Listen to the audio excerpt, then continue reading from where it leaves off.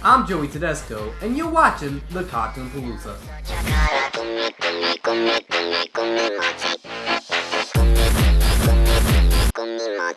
Laika. What more do I gotta say? This studio has made some of the finest animated movies within the last decade. Coraline was a fine take on a great Neil Gaiman story. Kubo and the Two Strings is a great variation of the hero's journey. Paranorman, which remains my favorite, is a great allegory on the complex nature of discrimination and why it exists.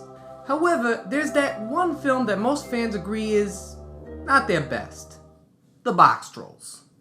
It's, cute? I think? Possibly?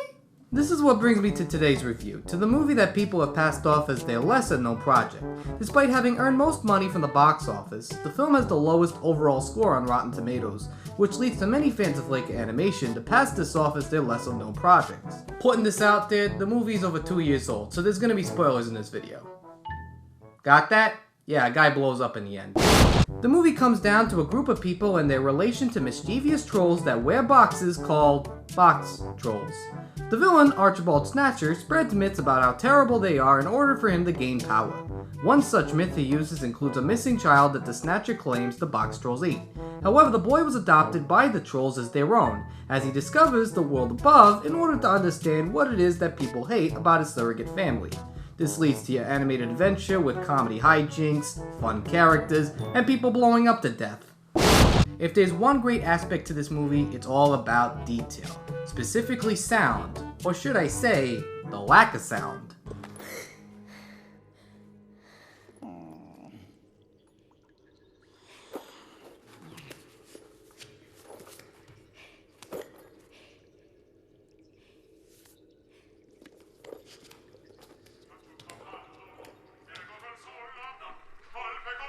No need to have a large orchestra tell the audience how to feel, just the characters with a slight hum of the background noise. There's also a lot of detail in what clothing the characters wear. It tells a lot about their character and what they're going through.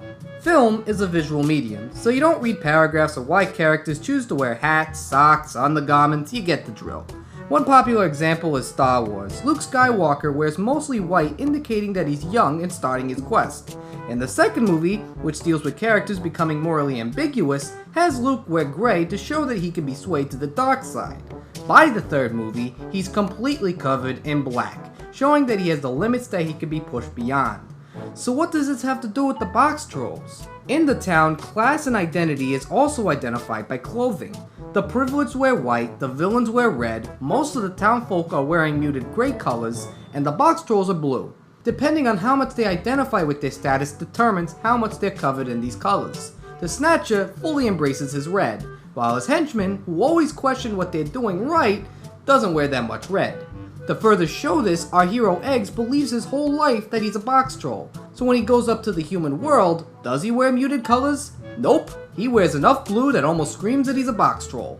Sometimes this doesn't apply to all the characters, like you got this one guy who's like a one-man marching band who wears red, so does that make him a villain? Well, not really. Or when the Snatcher disguises himself as Madame Frou-Frou. Clearly, he's a Boxtroll.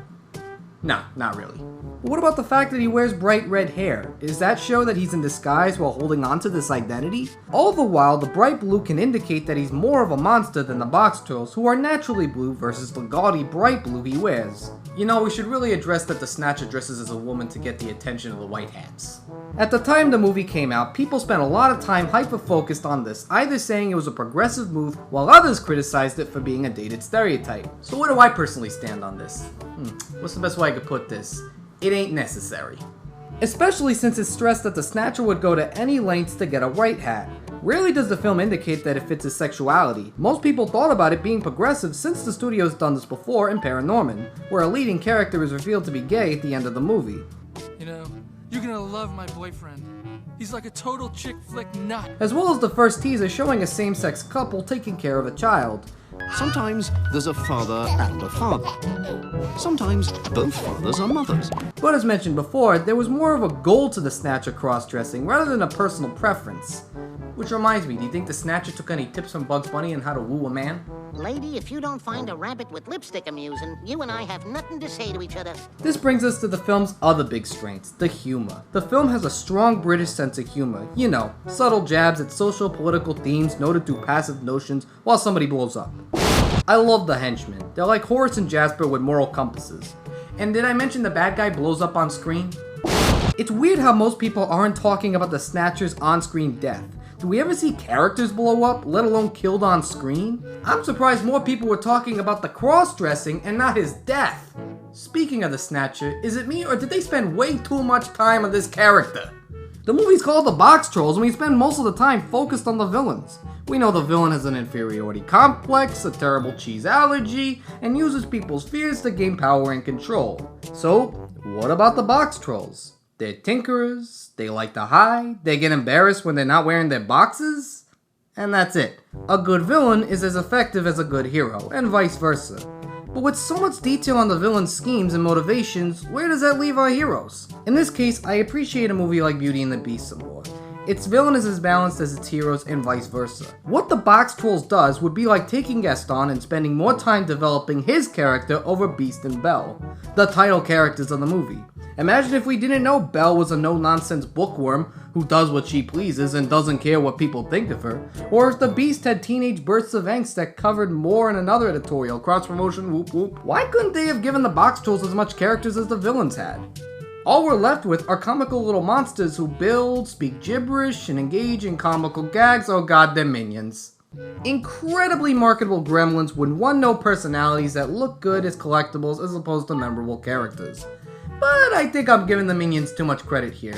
I think what Laika has done with the concept of making a movie surround a group of silly critters is better than anything Illuminations has done since, well, the beginning. One of those things is having social context. We don't know much about the Boxtrolls, but maybe that's the point. All we know is that they make enough of a mess and look grotesque enough for a guy like the Snatcher to want to destroy them for the sake of getting power.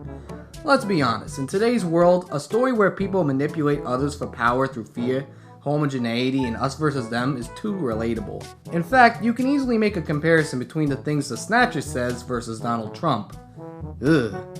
They go as far as having one of the henchmen relate one line to that infamous Nuremberg trial quote of men just following orders. I can't miss. Apologies. We're just doing our job. So do I think The Boxtrolls is a terrible movie?